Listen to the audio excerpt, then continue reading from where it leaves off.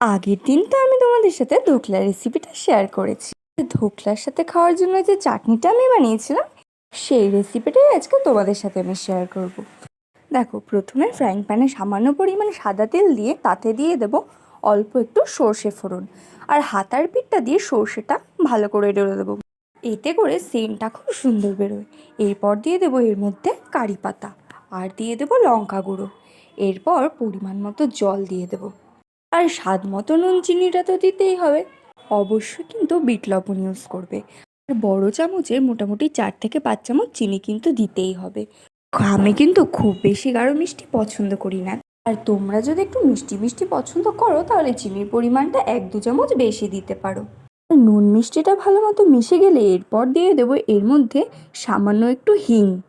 এটা কিন্তু অবশ্যই দিতে হবে, স্কিপ করলে একদমই চলবে না। এরপর সব কিছু ভালোভাবে মিশিয়ে নিতে হবে।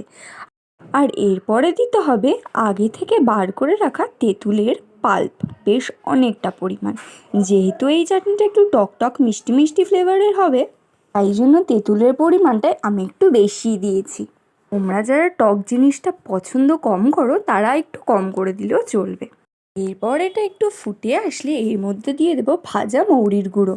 ব্যাস, এটা হয়ে গেছে। এবার এটা একটু ফুটে আসতে সময় দিতে হবে। তারপরেই তোমার ধোকলার চাটনি কিন্তু একদম রেডি। শুধু যে এটা ধোকলা দিয়ে খেতে পারবে তা কিন্তু নয়, এটা কিন্তু ধোসা দিয়েও দারুণ লাগবে, ধোসার চাটনিও বটে। তাহলে আজকে এইটুকুই থাকলো। রেসিপিটা কেমন লাগলো অবশ্যই জানিও। ভালো লাগলে লাইক কমেন্ট শেয়ার করে দিও। বাই।